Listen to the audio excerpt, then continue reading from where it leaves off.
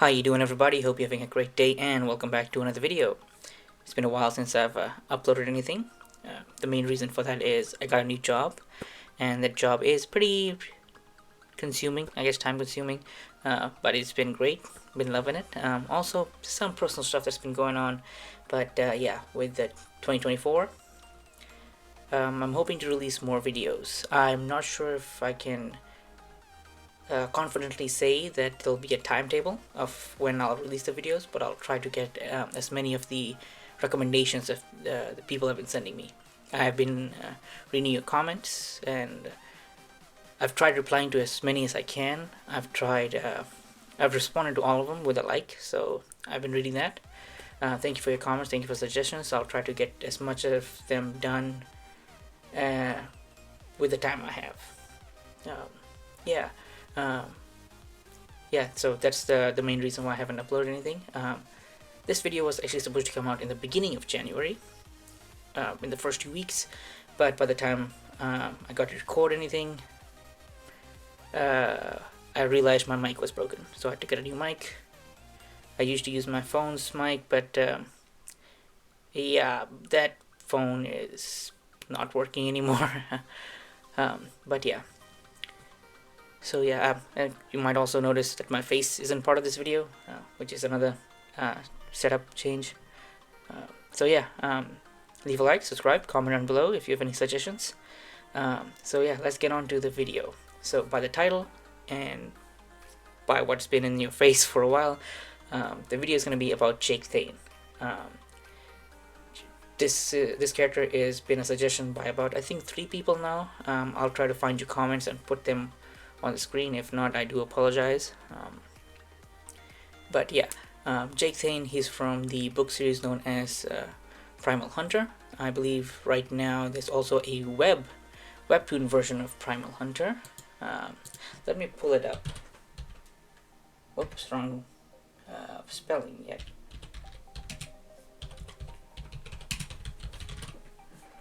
Okay, let's see. Yep, if you go to webtoon, you'll have to log in. Right now there's to episode 8. The art is looking pretty good. I've read the first 3 chapters. Haven't gone far yet, mainly because I am following the story on Patreon. I'll also link that in the description below. The author is Zogarth, his Patreon down there, and also a link to the Royal Road website where you can kind of read through it. I'll also put some links to the Kindle links, so you can buy the books, support him there. Also the Audible versions of the books. I've currently been reading it through Audible, and it's been pretty great. Good voice actor. So yeah, with that small, I guess, real world explanation out of the way, let's get on to an overview of the character before I go into the D&D stats I came up with. Yeah, Jake Thayne is from Primal Hunter. He is a very extraordinary human being in the book, like any protagonist.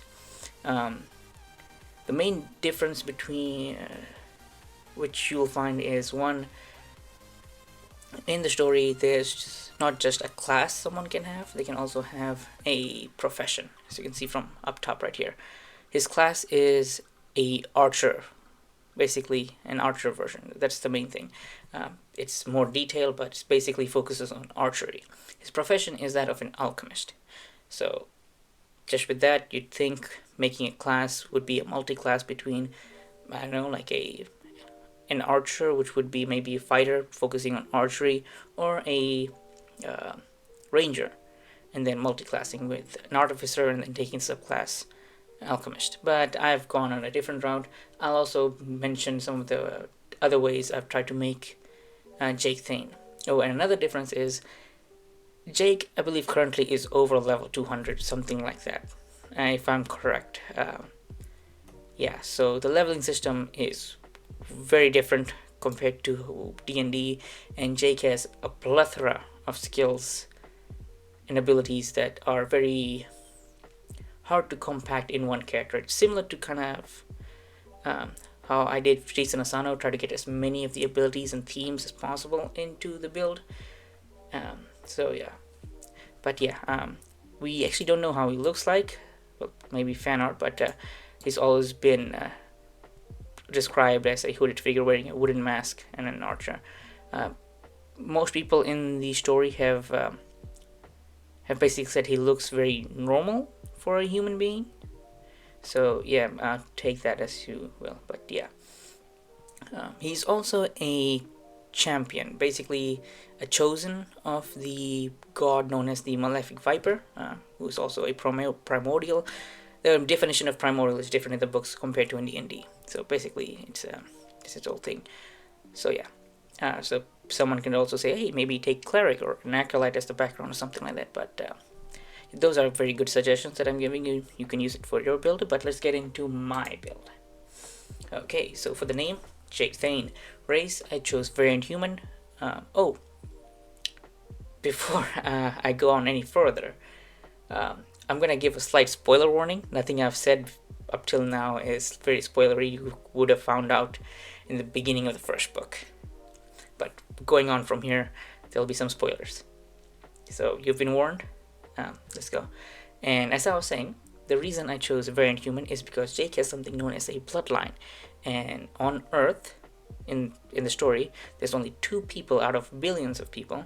Well, at that point, I think it's billions, still in the billions, that they have bloodlines. And bloodlines are very rare. And bloodline is an ability, basically, a cheat ability. So yeah, he is a variant human being. And if you've read far into the story, he is a higher human, basically, like a high elf. For language, I chose Elvish. For languages, you can choose any language you want. I just went with Elvish because I believe they were the first official species that he had like long dealings with. He's talked to other people, but mainly it's been the elves. In the story, because of some certain situations, Jake and most every other human has a skill, I believe is known as the myriad tongues or something like that, which allows them to speak and read almost any language. It doesn't make them understand what animals speak, but because Jake's unique class and stuff, he's able to kind of get what animals are saying. So yeah, got that. For ability points, I chose 1 in strength, 1 in constitution. For the skill, I chose intimidation. Jake is a very intimidating person, especially when people first meet him. He does not show his face, he wears a wooden mask, and his eyes are augmented due to skill, giving them a fierce glow that's been described as the eyes of a predator, basically. Not that kind of predator, but like a tiger or a lion, that kind of predator. For the feat, I choose Prodigy. Jake's been described as a prodigy multiple times, and the benefits that prodigy give. Prodigy. My God, I can't say speak. Prodigy give are great for this character build. Again, we get another language due to the feat, and I chose Primordial, mainly to signify his connection with the Malefic Viper. For skills, I chose Perception and Nature. Jake's build in the story is mainly perception based. There are, I believe, 6 stats humans get, and perception is one of them. There's strength, perception, will, and other stuff. Tools, I chose the alchemist supplies to signify his link to the alchemist profession. The background chose the hermit background, which gives us another language. I chose Draconic mainly because in Malefic Viper, the name is, well, the Viper ward is there. Technically, the Malefic Viper is not a Viper, he's a dragon. He evolved from a very small normal Viper to a Wyvern and then kept on evolving to now being a super dragon, basically. And skill proficiencies, I choose, you get medicine and religion. And as a tool proficiency, I chose the herbalism kit. So before I dive down into the class and everything, I believe I said before that you can take the alchemist subclass in the artificer. I did not do that with this build, So you might be thinking, how will you make poisons? Because that's what Jake does, or potions. So if your DM is willing, you can take the skill proficiency with nature, with alchemist supplies, with medicine proficiency, and the herbalism kit to kind of roleplay as an alchemist. The main reason I didn't go with the artificer subclass is because that alchemist doesn't actually fit in with what Jake is as an alchemist. So yeah, let's get on with the stat distribution. I chose the standard array, but you can choose to roll it or do point by, but try to keep the order of importance as I have it here. So 15 in strength, 14 in dex, 13 in intelligence, 12 in constitution, 10 in wisdom, 8 in charisma. And now let's get into the class. So level 1, I chose fighter. For level 1, for proficiencies, I chose insight and perception. For fighting style, I chose archery, and we also get to the feature second wind. Fighters are pretty simple. A lot of people like playing fighters. I myself, I think I've played fighter maybe once. For level 2, we gain action surge. For level 3, we get to choose our martial archetype, and I chose the arcane archer. The main reason I went with arcane archer is, well, not the main reason, it's multiples of reasons, but other thing is it fits in with Jake. He is an arcane archer. He does have the arcane affinity, and what they are, I don't want to go that deep into the spoiler version, but yeah, for the people who've read Primal Hunter, they know what I'm talking about. Arcane Archer lore basically is another feature that comes in by taking the Arcane Archer archetype. Our spellcasting feature is basically Arcana, which is intelligence, and we also get to choose a spell, and I chose Prestidigitation. Hopefully I said it correctly. And we also get what's called an Arcane Shot. They can usually be used once every long rest. But yeah, they signify Jake's signature attack, which is also called Arcane Shot. But they do different things. Bursting Arrow is a nod to Jake using his arcane affinities destructive version, and Piercing Arrow just to make it more deal more damage basically. At level 4, we get to choose ability points. I chose one in intelligence, one in strength. Now, some of the arcane shots, they will have some features that will require a intelligence saving throw, basically like a DC. So the higher the DC, the better, and the DC is influenced by your intelligence. So you'll see me putting points in intelligence as we go on. Level 5, we get extra attack. Level 6, I chose a feat, and the feat is Eldritch Adept. It does, I believe the feat does allow you to change what the adept feature is every time you rank up, or not rank up, level up. I just have it set up to Devil Sight.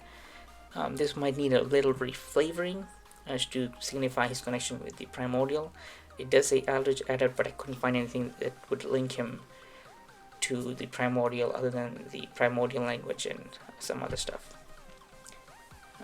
But yeah, level 7, we get another Arcane Shot, which I chose the Enfeebling Arrow. And Magic Arrow is one of the major reasons why I chose Arcane Archer, other than the Arcane Shot and the arcane part in the name. In the book, well, in the series, all the arrows Jake uses are conjured by him. They're all considered magical, and it's been said, I think, a few times by Jake in the early books, I think between book 1 to book 2 or 3, that all the arrows are basically considered magical. And if you went with another class build, such as a ranger or something like that, most of the arrows you'll be using won't be magical. You'll have to get magical arrows. But the magic arrow feature turns all your arrows into all arrows with your normal, all damage dealt with your normal arrows as magical, kind of like one of those monk features. We also get curving shot, which again, another great feature for archers. Level 8, ability point increases. I chose one in dex, one in intelligence. Level 9, we get indomitable. another name for this is plot armor, basically. Kind of, not always, but Indomitable does give you that. Level 10, Arcane Shot, another one. Chose Seeking Arrow, which is another great, what's the right word? Inclusion, I guess. Level 11, we gain extra attack. Level 12, we increase the ability points again. 1 in strength, 1 in intelligence. Level 13, we gain Indomitable again.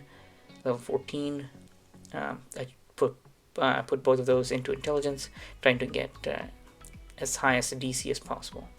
Level 15, we gain 2 features, Ever Ready Shot. I really like this feature, mainly because it, if you don't have any arcane shots left, any chargers of arcane shot left, what this does is it'll always give you one before whenever you go into combat. So let's say you have 2 combat rounds before a long rest, you used all of your arcane shots. This will at least give you one more when you start. We get another arcane shot, chose Grasping Arrow, level 16, 1 in intelligence, 1 in strength for the ability point increase. Level 17, we gain Action Surge again and Indomitable again. Level 18, we get another arcane shot, and I chose Shadow Arrow. The reason I went with Shadow Arrow is to signify his connection to dark mana or dark attuned mana in the story. It was one of the few types of mana that he was very close to the point where him and his brother both have a very high affinity for dark mana, or had before Jake went with his arcane affinity. We also gain the improved arcane shot. What this does is basically turn all the extra damage from the arcane shot from, I believe, D4s to D8s. So yeah, that's one of the main reasons I stuck all the way to level 18 on this build. For level 19, I went with it for the increase in the ability points. I chose 1 in Constitution and 1 in Strength. And for level 20, I did take a dip into Artificer. I'm not sure where in the whole process you wanna take Artificer, but I wouldn't take the subclass, but Artificer does give you some good benefits, some good proficiencies, and magical tinkering. Basically, you probably won't use it character-wise, but Jake is, you can kind of flavor it as him using transmutation or something like that. And we also gain the spell castings.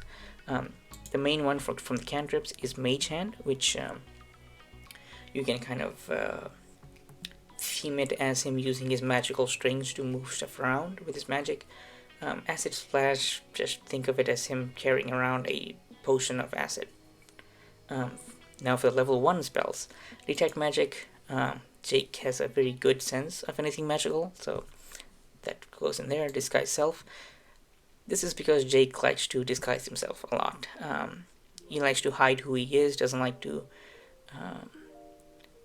I guess, advertise himself to the point, I mean, he is usually wearing a mask to the point we don't actually have a good art of him, actually. Like, even this, the fan art doesn't do anything justice. Like, he's always wearing a mask. Yeah, so, and he's also capable of disguising his level from other people, making himself seem stronger or weaker, so Disguise Self goes great with that. Expeditious Retreat, this one is, well, this is something you can probably just switch it out for something else. I chose Expeditious Retreat mainly because early on, I believe in book 1 and even in book 2, there were some fights that Jake had to run away from. Some of them, not all, but there were a few, maybe 1 or 2. And so this is just to signify that, and also give you something to, like an escape route. And Identify basically takes the role of a system, identifying everything in those blocks, basically.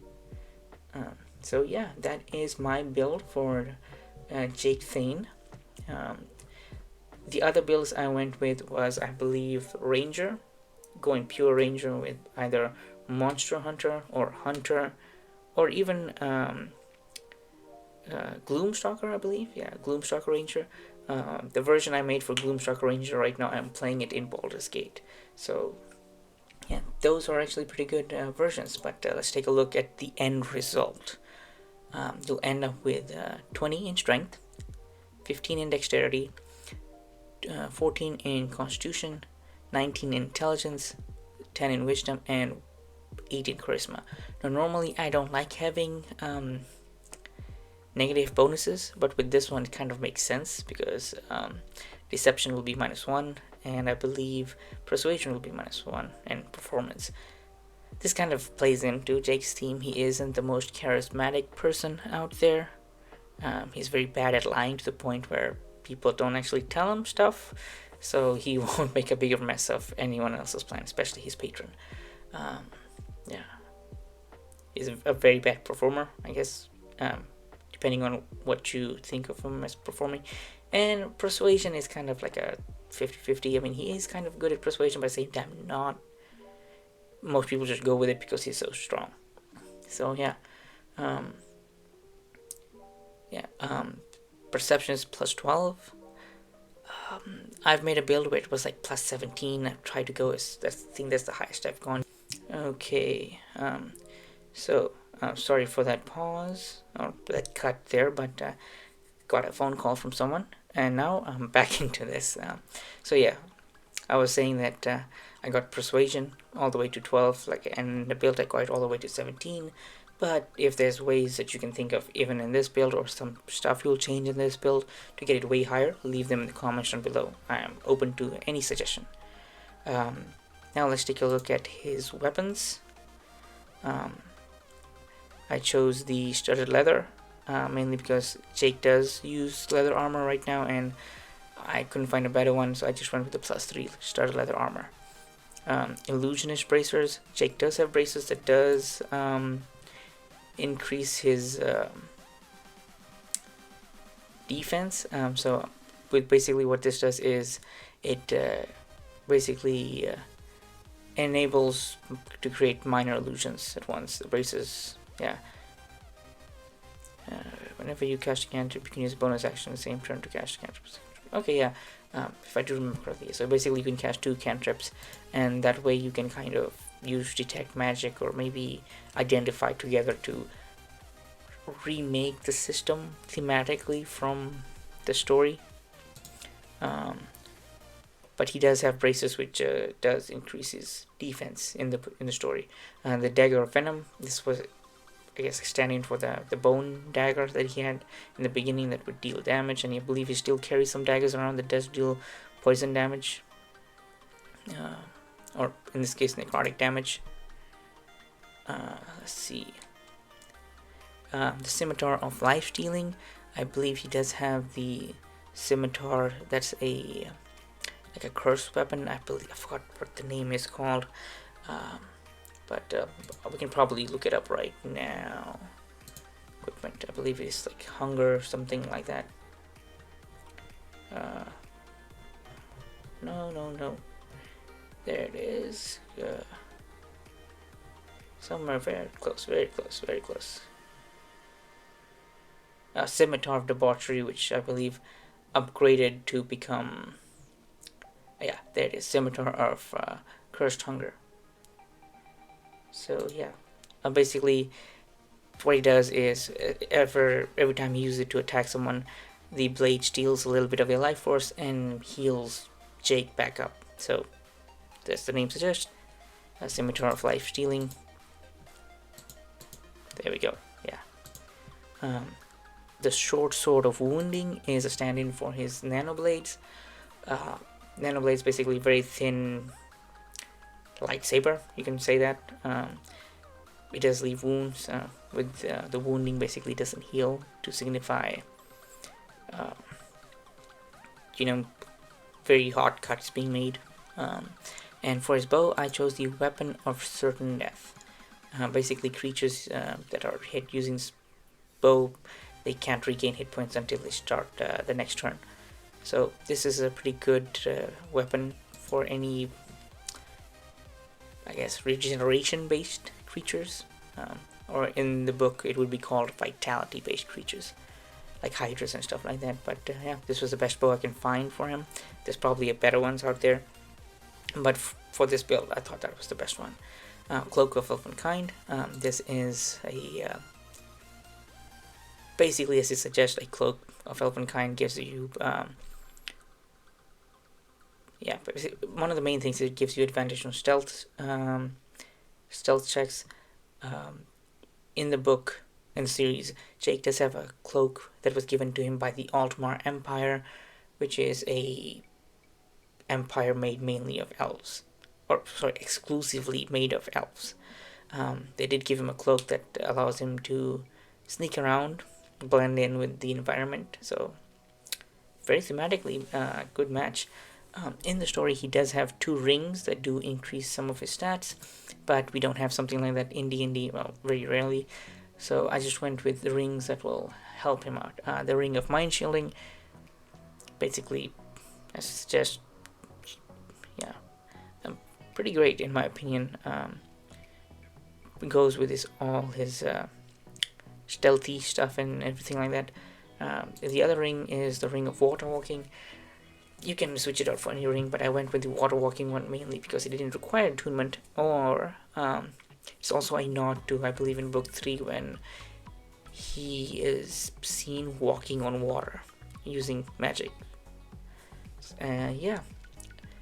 And so 5 of these items require attunement, but currently I have the Illusionist Bracers, the Scimitar of Life Stealing, and the Cloak of Elvenkind attuned. I don't have the Sword of Wounding attuned, mainly because Jake doesn't use it that much currently in the story. Yeah, that's my version of the character. Again, if you have your own, leave them in the comments down below. Again, sorry for uploading so late. Don't have any, like I said, I don't have any schedule set up, but I'll try to get to as many of the suggested videos as possible. Yeah, I'll link to everything from Zogarth, from his Patreon to his Amazon Kindle links to the Audible links, even his Webtoon link, and the Royal Road links in the description down below. So yeah, go ahead, support him, give his book a shot. It's been pretty great, and I would like to thank the viewer who did comment about Jake Thayne from Primal Hunter. Pretty good series. I am loving it. I'm currently fully up to date to where the story is. Yeah. Again, thank you for watching. Leave a like, subscribe, comment down below. If there's any suggestions you want to make, if what's your thoughts on the video, how would you change, how have I gone with it? Yeah. Leave them in the comments down below, and I'll see you guys in the next video.